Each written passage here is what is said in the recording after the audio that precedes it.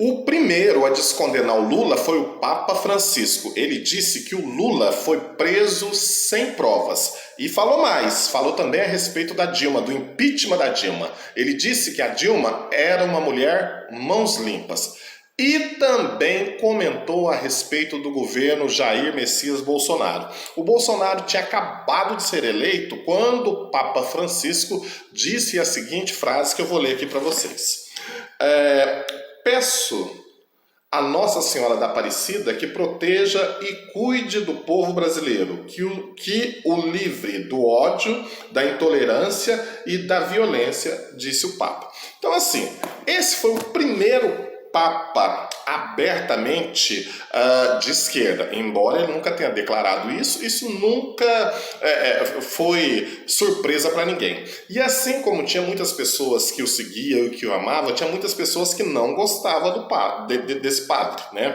Não gostava desse Papa, nem das atitudes que ele tinha. Por exemplo, ele foi o Papa, muita gente diz que ele foi o Papa mais progressista dos últimos tempos, né? Que não se sabe de outro Papa mais progressista do que ele, porque ele fez muita coisa também na inclusão entre homossexuais na igreja, entre abençoar casamentos não, mas abençoar a união entre pessoas do mesmo sexo e tudo mais. Então, assim, ele passava a mão na bandeira LGBT, então ele fez muita coisa que para a igreja e para muitos da igreja católica, pessoas conservadoras e tudo mais, era uma coisa que eles não aceitavam muito, né? Que recebia muita crítica do povo, né? Mas o maior medo agora, que ele já se foi, que Deus o tem em bom lugar, lembrando que o Lula decretou 7 dias de luto oficial no Brasil por causa da morte do Papa. Papa esse que ele chegou a conhecer, ele e a Dilma. O Bolsonaro, embora tenha ido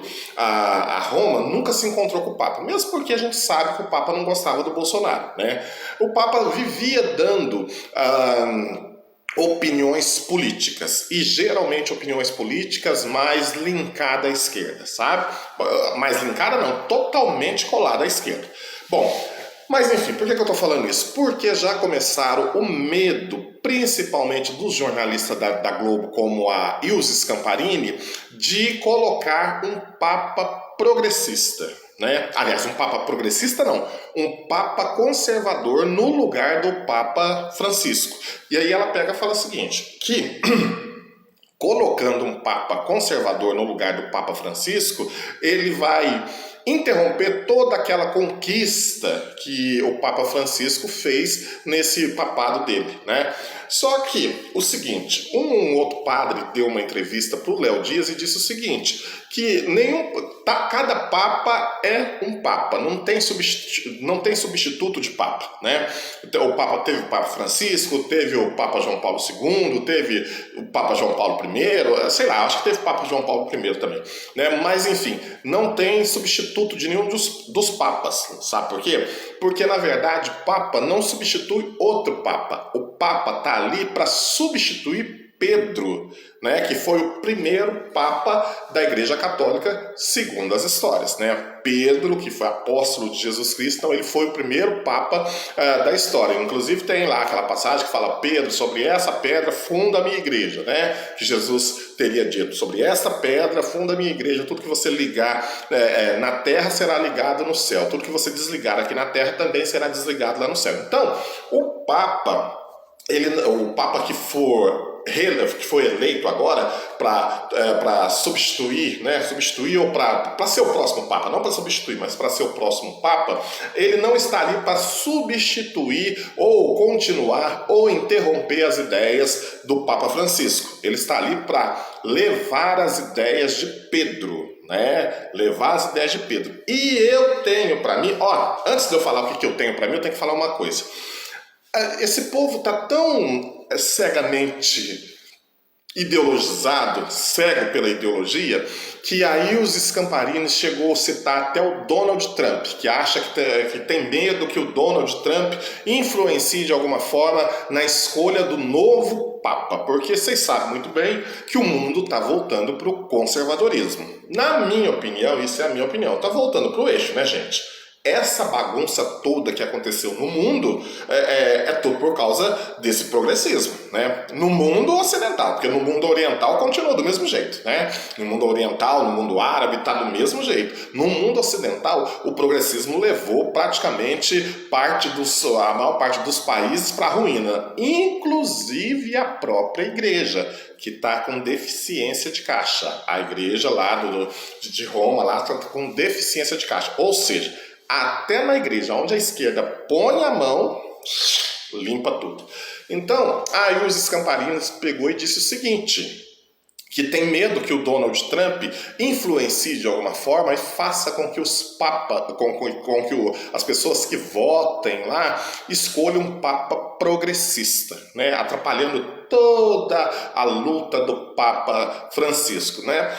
E agora sim eu vou dizer o que eu acho. Eu acho o seguinte, provavelmente será um Papa progressista, na minha humilde opinião. Será um Papa progressista, uma vez que, como eu já disse a vocês, o mundo está voltando para o eixo, está voltando para aquilo que o leva para a certidão, né? Para o que é certo. E dificilmente vai colocar um Papa tão...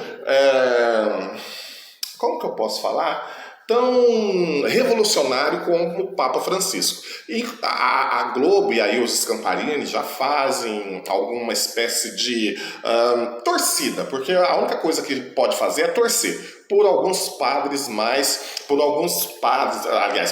bispos mais progressistas, que olhem mais para as minorias, que olhem mais para os gays, que olhem mais para... sabe? Mas é só torcida. Da mesma forma que eu não acho que o Trump de maneira nenhuma vai conseguir influenciar na eleição do padre ou do novo Papa, porque é o seguinte, isso quem escolhe são eles, né? Nenhum presidente tem esse poder de falar, olha, eu quero que escolha assim ou eu quero que escolha assado. E esse padre que deu entrevista lá pro Léo Dias falou que quem escolhe o novo Papa não são nem as pessoas que votam. Quem escolhe é o Espírito Santo. Então diz que eles se reúnem, ficam rezando, até chegar num consenso de um nome, que não é aquela bagunça de falar, precisamos eleger esse Papa, precisamos colocar aquele lá, porque aquele lá vai ser melhor. Não é igual na eleição que acontece pelo mundo afora, como acontece na sua cidade, no Brasil, no estado, ou pelo mundo afora, certo?